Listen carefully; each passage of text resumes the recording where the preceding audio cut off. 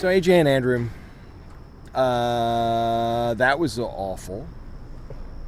That was like, we're both Everton fans, and that that we are both. that just felt like an Everton game. What's up, Toffees? I mean, imagine in the Premier League being up 2-0 and then losing 2-3.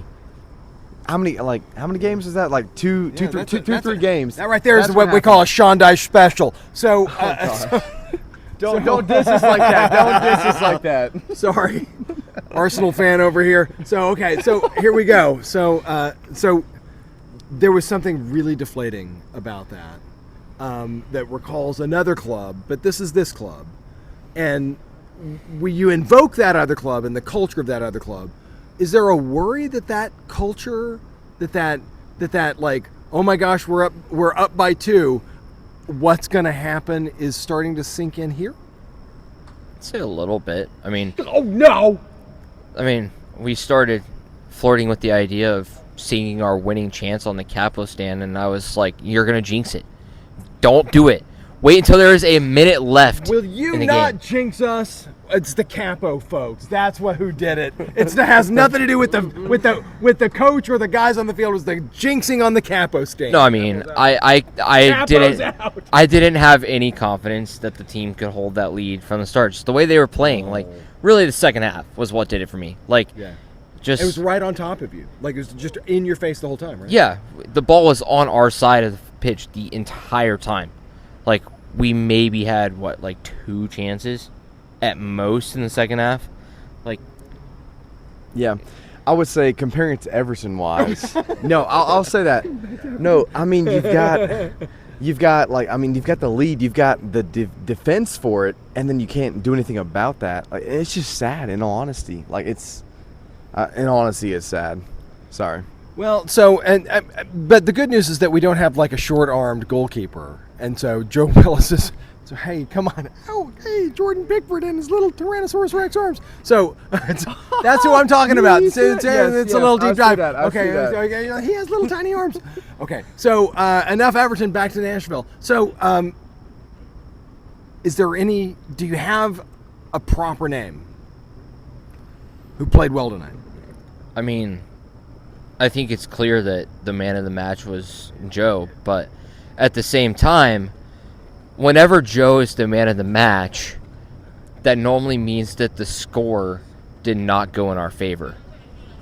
And so I could have told you tonight, friend. I could have told you that Joe was the man of the match in the first half. That's why I felt so bad about it the whole game. So I think that Andrew has a rebuttal. Yes. in the first half. So the last couple games that we've gone on a hot streak, it's been either a 4-3-2-1 or a 4-2-3-1. And Joe's been there for it. Fantastic, cool. We replaced as a 4-4-1-1 this time, heavy on the defense. Not as bad as Cincinnati, but then we replaced a forward for a defensive man, and we still lost. We were up 3-1. Actually, maybe it was 3-2. I'm sorry. And then we replaced a defensive man, or we put in a defensive man for a forward in the 88th minute, and we still lost, up being 3-2. And that's sad. So it's defensive men and Joe Willis. In all honesty, hot take, Joe Willis retires at the end of this year. Hot take. Okay, so man of the match, retire, exclamation point. So, okay, some division here. Proper names for who needs to be called out tonight. Just the whole defense. I don't even.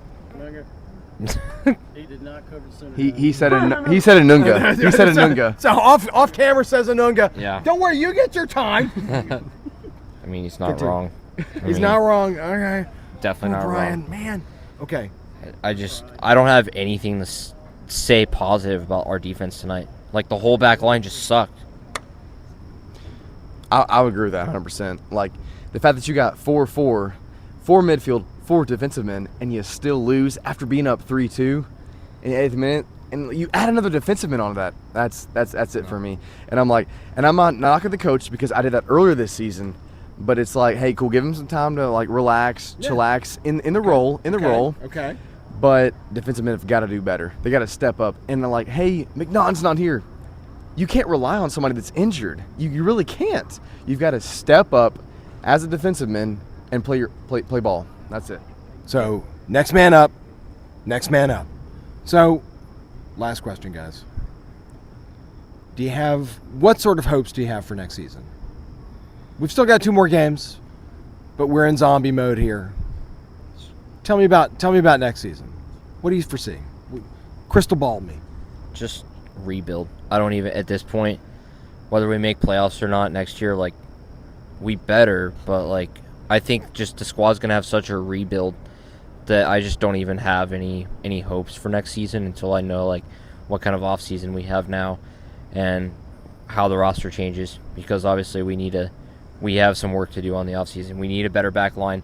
Zimmerman's the only guy out there that's somewhat, like, you know, that has any that's worth anything, really. And then everyone else is just too old and just not worth. We can't win a cup with the team we have, simply put. So I just need a rebuild. Rebuild. I would say I honestly have hopes for next season. Yeah. I got positivity because Let's guess go. what? This is the first year, and I'll go ahead and knock us out right now. Let's go. First year we have not gotten in the playoffs at all. But I have hopes for next year. You know, we're getting acquainted with the new coach, everything that we've got going on.